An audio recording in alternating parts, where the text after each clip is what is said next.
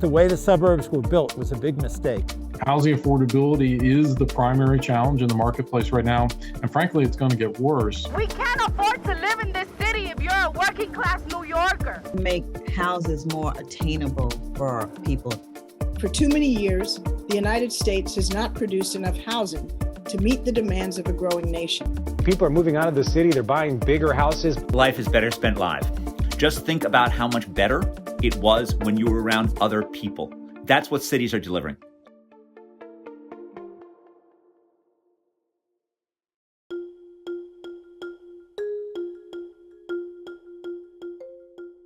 America's real estate industry is racing to build more homes, but builders are losing confidence in the market. Housing affordability is the primary challenge in the marketplace right now, and frankly, it's going to get worse as interest rates increase. The cost of housing far exceeds what some of these essential employees, workers need in order to have housing. Architects say that these and other concerns could ease over time with better planning. Suburban retrofitting has the potential to transform people's lives. What started as a fantasy concept for vacationers is now hitting Main Street USA. Developers call them mixed-use districts or master plan communities. The Howard Hughes Corporation just announced its purchase of 7,000 acres 30 miles outside the city for a master plan community. These new neighborhoods bring people closer to stores. The change could chip away at the country's larger issues.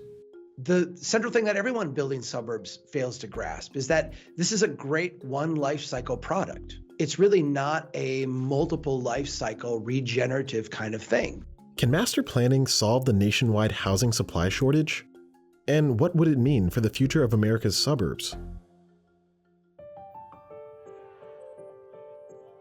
The first thing to know is that nearly half of the renters in the country are struggling to pay their bills. We know that the laws of supply and demand drive housing prices. For too many years, the United States has not produced enough housing to meet the demands of a growing nation. The second thing to know is that more people are moving away from major cities to places like Fairfax, Virginia. I'd like for us to make houses more attainable for people. Evelyn Spain is a planning commissioner for Fairfax County, Virginia. It's a popular suburb outside of Washington, D.C. Fairfax County has over 1 million people, so you can imagine there's a lot to learn and a lot to apply to make life equitable and inclusive. Fairfax County is, in many ways, typical. It's still the, single-family home community, but it's changing a little bit. The American city has been amazingly dynamic despite powerful built-in limitations on land use. Thinking about that old model of a dense core where everybody works, that's a 20th century, if not a 19th century model. June Williamson has studied these new developments for over 2 decades. She calls them suburban retrofits. Part of what's driving retrofit is the understanding that this kind of growth machine paradigm that was pursued somewhat aggressively in the 20th century has kind of stalled out. And the rush to outlying areas has often been so great that the congestion of the highway has become as bothersome as the congestion of the city. These pre-existing properties that aren't generating the tax income that they had in the past, but they've already been heavily invested in, can be very carefully rethought and have new things layered into them. Among several of the highlights in her book is the Mosaic District. It feels less like a parking lot and more like a college campus. The developers there thought about making a better mix of uses and really making a destination that had a much higher percentage of public open amenity space. And part of this was in recognition that people can now shop at home and click on their computers just to have things delivered to them. But what's really missing is the opportunity to have social engagement with other people. If you walk through these new neighborhoods, it'll feel nice. Maybe too nice. Gentrification is often a word that's used by people who are saying, okay, we're looking at this construction activity and we're thinking about cost concerns or traffic concerns and the like. But to young households, construction is the way that you add those homes of the future. And so a complaint that's often made is, well, it's typically higher end housing that tends to be built. Well, the challenge is it's impossible to build 20-year-old apartment buildings. The only way to get 20-year-old apartment buildings is to build today. In places like Fairfax, long-term residents risk being pushed out to make room for new development. We also need to make housing more affordable for our aging community so they can age in place. Some of those popular trends in city planning started in retirement communities. Developers call them master plans. I think the defining characteristic of a master plan community is a sense of neighborhood. Even Walt Disney had an idea for a new neighborhood that better mixed technology and daily life. But Walt never saw his idea realized. However, in the 1990s, the Walt Disney Company assembled a team of city planners, which in turn created Celebration, Florida. This neighborhood has 26 miles of walking trails and an open-air shopping center. There are about 10,000 residents in the community. Disney recently announced a major expansion in this space. The idea has been so popular that copycat retirement communities sprang up all around Florida. Today, the fastest-selling master plan community is nearby. It's the Villages. That's also the fastest-growing metro area in the entire country. Companies like Blackstone have poured billions of dollars into real estate too. Blackstone's privately held real estate investment trust is spending big to repair old apartment buildings.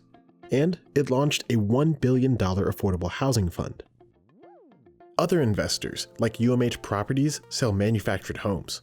The CEO says that taking production off-site saves a lot of money. Everything's based on location, age of community, all those things, but we're capable of providing the brand new houses low as $900, $950 per month.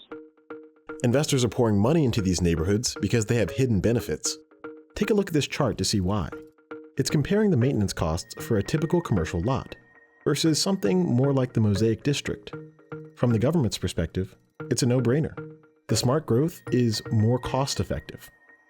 Still, these new designs are just a small share of the overall housing market. If you're thinking about the traditional master plan community, the big suburban development with thousands of units, that's only about 3.5% of total single family starts. So it's a small share.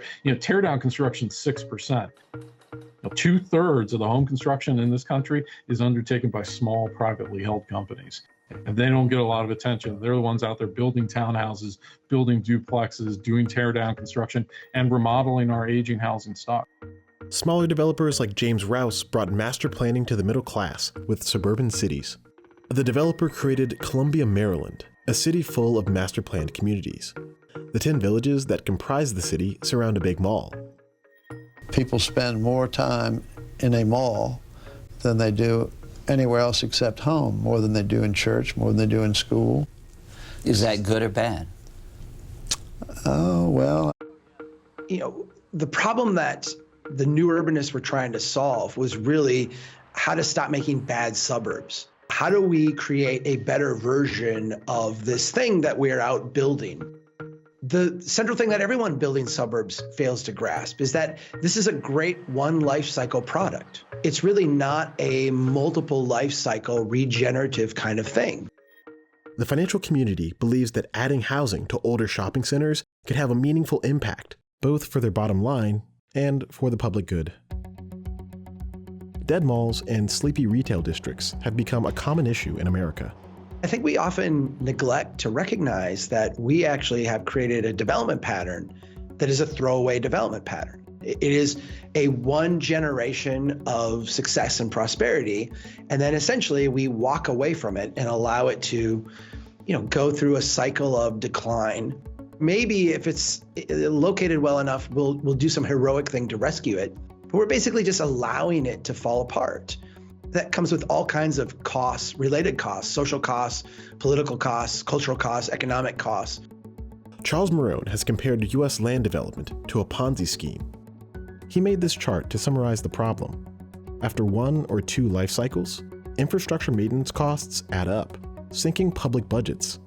That can put local governments in a tough position. They have to either add debt or raise taxes. Planners believe that there's a better way. So it's really about diversifying these places and adding other choices for which we believe unmet demand does exist. Whether it's a medium density townhouse community that's more of an urban village, or a suburban, exurban master plan community that has a large amount of housing. These are all ways of capturing economies of scale from the development and the construction perspective. If you have a business that has a bad business model, will growth help it? Yeah, well, growth will help it next quarter, next year. Like, growth is going to help, but unless you fix that business model, is really just going to bankrupt a lot more people. Marone believes that towns across the country have been covered by bailouts from higher levels of government. For example, federal spending covers the cost of capital for road building if you bring a highway to your neighborhood. As a result, Northern Virginia looks like this. And those highways impact more than the budget.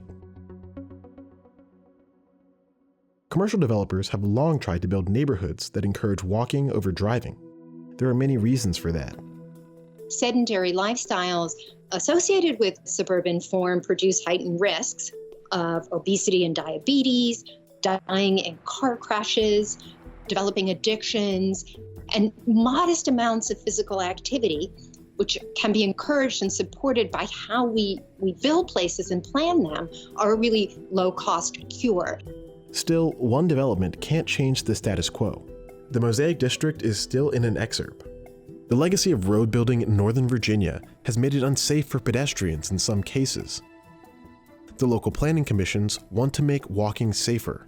What if a person has trouble walking, or what if a person has trouble hearing? How do they gain access to these new opportunities, to the new housing that's coming in place in our communities? Things like that we need to be more aware of. While these new suburbs have rolled out across the country in recent years, home builders are looking at a tough market ahead. They say that sourcing quality labor and building materials has never been more difficult. Housing affordability is the primary challenge in the marketplace right now, and frankly, it's going to get worse as interest rates increase this year.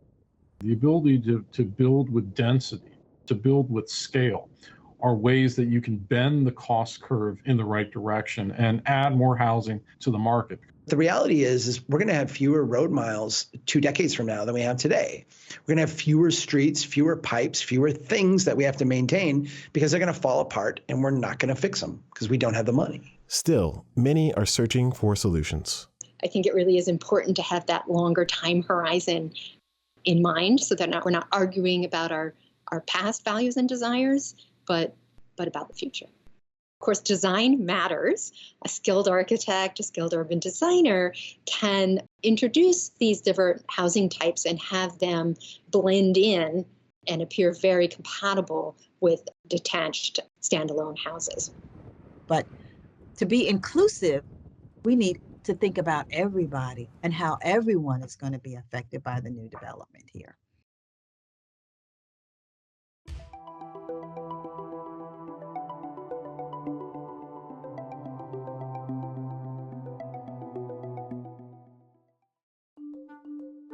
Between remote work and the pandemic, more people and businesses are moving to the suburbs. The deurbanization trend, that's a real thing. People are moving out of the city. They're buying bigger houses. We have seen that the housing market was incredible in 2021. The pandemic itself, it has changed housing preferences and location preferences. America leads the world in suburbanization. I think the US is distinctive in that suburbanization has been particularly large in magnitude here in the United States. And it's creeping up again, of course, but there's an opportunity here to rethink some of those patterns and reset the norm. I think the way the suburbs were built was a big mistake. The cities needed to get bigger, but they should have been built very differently. To combat the economic challenges of sprawl, some suburbs are building up rather than out. Where we build housing, where we don't build housing, and what kinds of housing we build have big implications for the economy, for climate, and for patterns of racial and economic segregation. The roads in the sprawling suburbs contribute to the nation's $1.2 trillion maintenance funding gap. How else does suburban sprawl shape the U.S. economy? Over centuries, developers built many homes in a pattern that experts call suburban sprawl. And the farther out you go from the center of the city, we tend to build lower buildings, shorter buildings, more spread out and more space. It gives a little bit more of the illusion that you live off in the country far away from other people. This style of housing is the foundation of the American suburb and the American dream. The one thing it does enable people is to kind of escape the city. So there is a benefit and a cost, and individuals are deciding based on their private benefits and costs and making a decision they think is optimal. Sometimes that can have negative externalities for the rest of society. The New Deal of the 1930s sped up suburban sprawl in the States. The bill created a federal housing administration, which standardized neighborhood design and made mortgages more affordable. And Fairless Hills is typical of the growing new community. The FHA guidelines made country-style living a middle-class reality. They also created problems. They prescribed rules to get an FHA loan. No sidewalks, curvy streets, dead-end streets, and made it hard to walk. They also enforce a minimum lot size, which spreads people out and inflates the scale of the suburbs. If that's an expensive community with expensive land, it means that the price of buying into the community is going to be very high. That means automatically the only people who can afford to move in there now are people who are pretty wealthy. A large minimum lot size doesn't say no Black people or no Latinos can move into the neighborhood, but it turns out that income and wealth are really strongly correlated with race, in part because of longstanding discrimination. Many suburban towns also separate land by use. As a result, homes are generally far away from industrial and commercial areas. Local governments adopt this so that they have some control over what gets built where, but it also can make it difficult to build the housing that people want to live in places they want to live. These guidelines were formalized with zoning laws. These are sets of regulations. There are subdivision codes as well as just regular zoning codes that exist in most municipalities across North America that provide a framework for what you can and can't build. And these were used as planning tools. Restrictive zoning codes have long limited the supply of land for housing in cities like Minneapolis and San Francisco. Many workers in these cities haven't been able to buy or even rent homes near their jobs, which slows economic development. These old trends are still shaping development today. It was in the 1940s when the United States population crossed that threshold from being predominantly rural to predominantly urban. And all of the growth since then has really been a shift from rural to suburban. And since the 1960s, people have been trying to modify the zoning to let people mix uses and have stores, apartments, offices all mixed together, which is what lets you have these sort of lively neighborhoods. In recent years, neighborhoods outside of cities with large job markets have boomed, while the population in America's heartland declines. As a result, the maintenance costs associated with suburbia are adding up. When a suburb grows, the tax base within the nearby city is expected to decline, which reduces its ability to fund local public goods, including schools, including policing, and so on. And so those individual decisions, even though they can be good at the individual level, can have externalities for the city as a whole. So the spread out development that's typical of the suburbs, it entails higher per capita government costs relative to the denser urban areas. If you're building roads and sewers and all of the houses are located half a mile or a mile away from one another, you need more asphalt and more concrete and more pipes. Suburban towns often struggle to finance their long-term infrastructure costs, and population growth nationwide has slowed to 0.1%, a record low. That means that the financial pressure on suburban towns is mounting. All of the declining cities in the Midwest face this problem, that they just don't have the income from their current tax base to pay to maintain something that they built 50 years ago when they were 3 times the size. So new, so powerful, so revolutionary is this force that we have hardly been able to appraise its influence. Federal spending can hide the true cost of suburbia. Local governments use property taxes in particular to pay for a lot of these costs. So if you've ever wondered, why do we have potholes on your neighborhood street and not potholes on the interstate, it's because they're paid for by different levels of government. America has a $1.2 trillion funding gap for upkeep of roads, bridges, and tunnels. The American Society of Civil Engineers says new spending in 2021's infrastructure bill helps, but it doesn't cover the full costs. If further improvements aren't made, the country's failing infrastructure could cost each family over $3,000 a year by 2039. Another problem? People don't realize how much of their income goes to their car. In the past, the suburbs became more popular as cars fell in cost. Once you take account of inflation and once you take account of the rise in people's incomes, the real cost of car ownership today is lower than it was. Of course, if you get a frontier car, such as a Tesla, which has features which weren't available in the 1950s, you can pay a lot of money and it can be very expensive. Since the 1990s, households have increasingly relied on credit to finance their cars. AAA says the annual cost of vehicle ownership has risen to nearly $10,000. Making matters worse, the 2008 recession has destabilized many suburban households. On average, people in the suburbs are now employed at lower rates and have declining incomes. Home prices have also been subdued when compared to central cities. Some call it the suburbanization of poverty. There's typically a greater availability of land in the exurbs, and the land and housing that's on it also tend to be more affordable. Experts say remote work and tasteful planning could make the suburbs better. New growth and density could be directed through redevelopment and infill projects. There are so many of these surplus properties out there. Many of these infill projects place residents closer to commercial areas, which could create opportunities for entrepreneurs. If we focus on millennials, for example, they have things that they really like. They have bars, restaurants, so some of those preferences they carry with them. And so what that creates, it creates opportunities for someone to open up a business that caters to these needs. And I think that sort of plays a big role in that shift of employment to the suburbs. Experts say the most affordable suburbs are often also the least sustainable. So, for instance, a metro like Atlanta or Phoenix has managed to keep housing fairly inexpensive over the last 30 years because they just build a lot of housing. And they build these huge subdivisions, 10,000, 20,000 homes on very inexpensive land that's essentially, farmland that's undisturbed. On the flip side, of course, we know that there are terrible climate impacts from building. So there really is a tension. And you can see that very clearly in California. You see how close those flames are to these houses. Home prices in the large urban metropolitan areas were so expensive that people started moving into the more wooded areas. And then you see these wildfires, and they're not going away. In fact, they're getting much worse. Meanwhile, suburban drivers on beltways are shaping the climate of the future. It's really in the kinds of suburban settings that we would characterize as sprawling, separated uses, car-dependent, relatively low density. This is where we see a more extreme emissions use. Most U.S. emissions come from personal cars.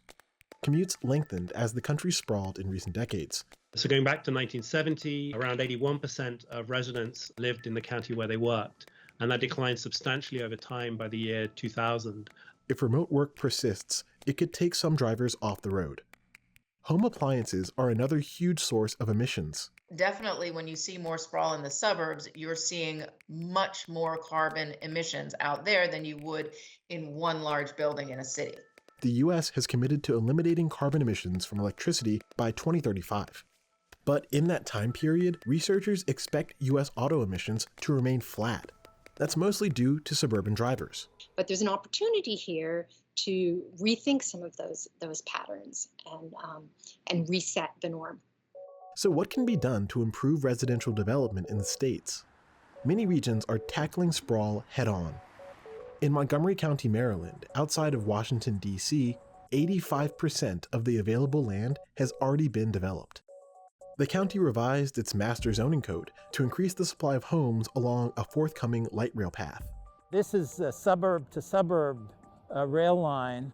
You see them in other countries. Paris has an enormous project underway, but for the United States, it is really one of a kind.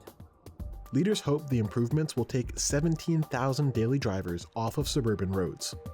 Experts say that expanding public transit can make a community more equitable. Traditionally, lower-income communities have benefited disproportionately from public transit options. But funding and executing such projects is a feat. Residents are paying for the $9 billion suburban DC rail project with an increased tax on gasoline. President Biden's Economic Council wants to encourage more changes like this. They have called for a $5 billion grant program to fund communities that abolish restrictive zoning codes. One thing to remember is that every part of the country has some walkable mixed-use places that feel like sort of a main street. And we don't have to invent this for real. We've already done this, just recreate what we used to do. And so that's where we are now, that the kinds of beautiful, scenic, small towns, mixed-use, walkable streets that we remember and we like to visit as tourists pre-exist zoning codes, and in many cases could not be rebuilt again if you wanted to do it from scratch without significantly revising the zoning. Other parts of the world are experimenting with zoning reform too. There's been some very interesting work in the city of Bogota documenting how the rapid bus transit network had uneven effects on low and high income workers in that city. Another study found that changes to the code in Sao Paulo, Brazil, improved the quality of life for renters with college degrees. But those changes also greatly sank home prices, affecting landlords. In America, homebuilder stocks have wavered as the Fed weighs interest rate hikes. A rising rate environment is going to be very difficult for home buyers. It just takes away from potential buyers' purchasing powers. It means they either can't buy a home or they can buy less of a home. And we know that the entry-level housing stock is the leanest it has ever been.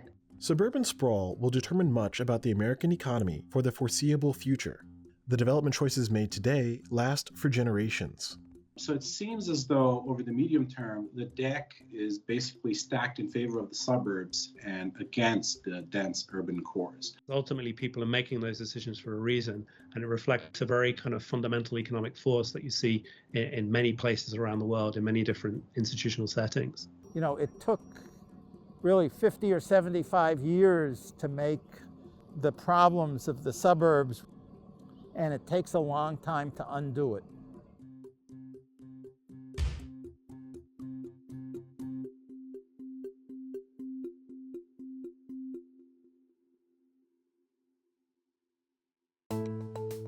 A cost of living crisis is unfolding in America's major cities.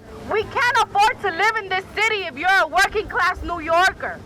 The problems are acute in downtown Manhattan. One-bedroom units are renting for nearly $4,000 a month on average. There's a reason people are willing to pay. It drives you and it motivates you and it keeps you hungry. It keeps you always thinking, because no matter what, there's somebody out there hustling more. There's somebody thinking of something new. You can never become complacent. That's what's so beautiful about this city.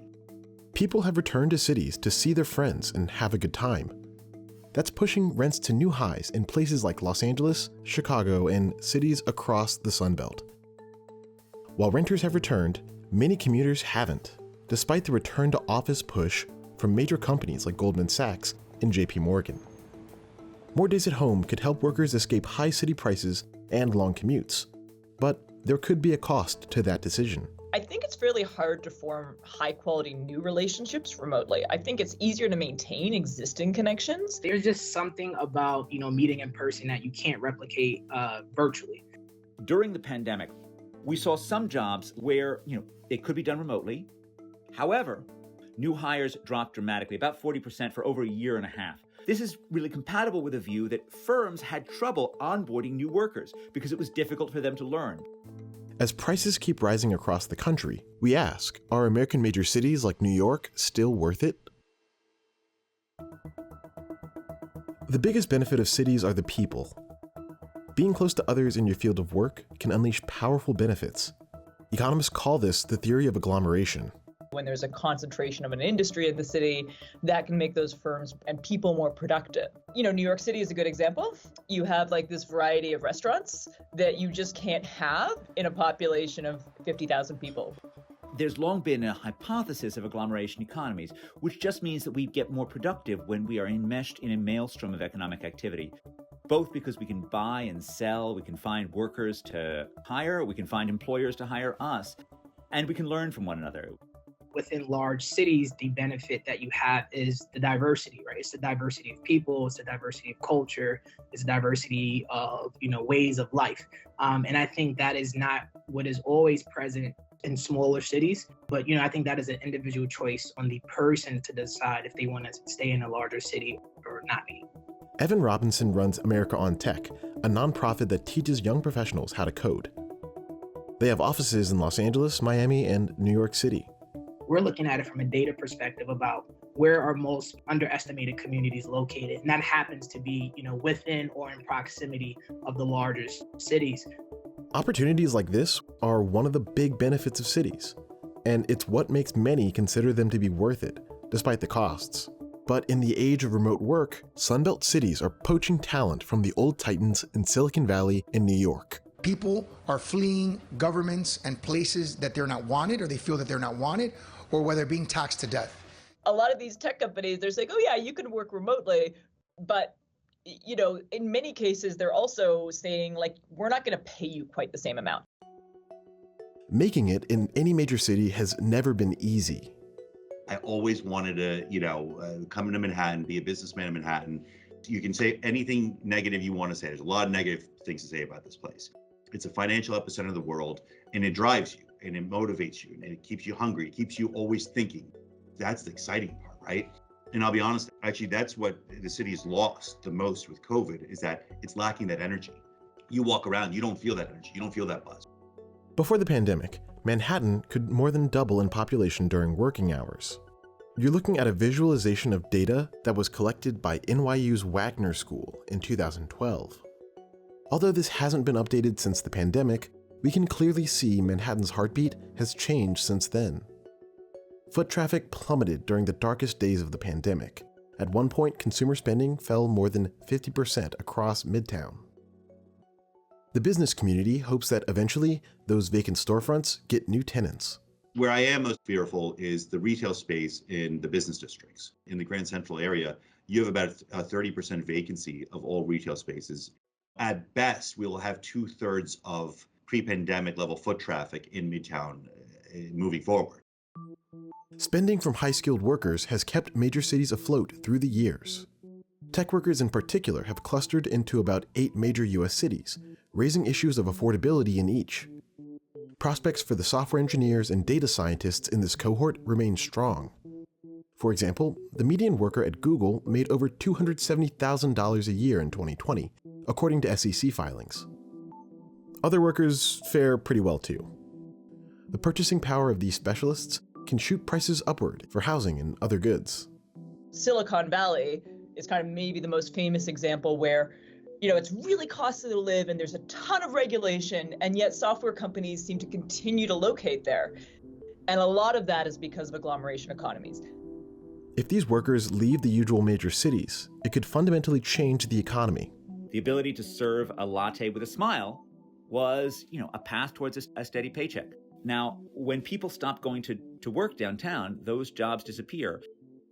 If we have a shift to hybrid work, maybe that will mean fewer people in the offices, but you'll also see commercial rents going down, and you'll see younger, scrappier firms replace older and more staid firms that have sent their office workers home.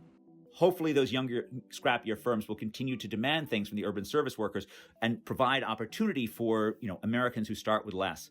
I am more worried about cities like Cleveland and Detroit that started on the edge of survival, where a decline in demand for offices can really mean just increased vacancies, which then spill through the urban service economy. The surge of people into major rental markets masks the sluggish return to normal in downtowns. Demand is still strong for city life because, well, it's fun. In 2018, the most recent year with data available, New York City had nearly 20,000 restaurants and over 2,000 bars.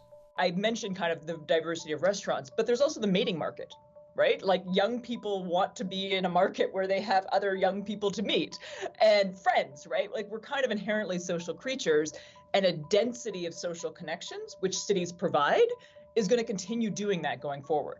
But those connections will cost you. Quite honestly, the cost of living here has only gone up. It has not gone down. Quality of life has gone down in many ways. Rent hikes are hitting some previously affordable neighborhoods. Grocery prices are rising too, squeezing even the most frugal people. Economists believe that returns for living in a big city have flattened for less skilled workers since the 1970s. Cities should become fairer places. That while cities are relatively good places for adults, even for adults who don't have fancy degrees, because there are these urban service sectors, they're really not great places for poor kids. As the likelihood of recession increases, leaders are trying to manage rising inequality. What we are announcing today is the largest investment in the city's history in support of vulnerable New Yorkers experiencing homelessness on our streets and subway. I think that is the most important thing to getting people back here. There's a significant decline in ridership on the subway, and a large part of that is if people can avoid taking it, they will. Transit ridership in New York remains well below pre-pandemic levels. If this trend continues, it could impact the quality of service down the line. It is absolutely true that public transit becomes safer when there are more people who are taking it. This was Jane Jacobs' fundamental insight, that in fact, having more people around makes places safe. The available data suggests New York is still much, much safer than it was during the 1970s. It may become slightly less safe, but they're still the best means to get around New York most of the time. Urban living today looks like a long commute to the office that may feel unnecessary, or working remotely from a cramped and expensive apartment. This makes a return to the city seem like a raw deal for many people, especially if they can do their jobs from home. What is permanent about the pandemic? And what we thought was probably permanent was this change in the productivity of remote work. There is always a sort of curve for the adoption of new technologies. We would have gotten all these technologies fully adopted eventually, but the pandemic accelerated it. The theory of agglomeration shined in the late 20th century when fax machines and paper dominated offices. It'll be tested in an era of hybrid work. Our staff is coming into the office 1 to 2 days a week. What we have seen is that this creates more flexibility. This creates a more morale within our team and more work-life balance. I really think going forward, hybrid work is here to stay, but so is very much face-to-face contact. It was exactly in the industries that were most capable of enabling remote work prior to the pandemic, like information technology, like Google. They bought 1.5 million square feet in downtown Manhattan, even though if they had really wanted to enable remote work, they could have enabled remote work. So, are cities still worth it? If you're 23, 24, 21 especially, this is the time to invest in your career. And you can always come back to where you want to live. You're just going to have more options about where you want to live if you invest in your career now and make yourself a more productive employee. Cities, especially a city like Manhattan, is 100% still worth moving to. And you see a lot of people come here and they go by every penny they have just to enjoy the experience living here for a couple of years. And the major banks are going to pound their chests. They're going to say, get back to work, be here 5 days a week. You will lose talent if you force people to come in 5 days a week. While you've seen kind of this migration of a lot of individuals leaving major cities into smaller cities, majority of the population doesn't have the opportunity to kind of move. And I think during time of uncertainty, it's important that we're making not only strategic investments, but meaningful investments into communities that need it most. Just remember that life is better spent live. Just think about how much better it was when you were around other people. That's what cities are delivering, where people are moving up and down all over the place, and you have the opportunity to learn from them, from their mistakes and from their successes. And good luck to you.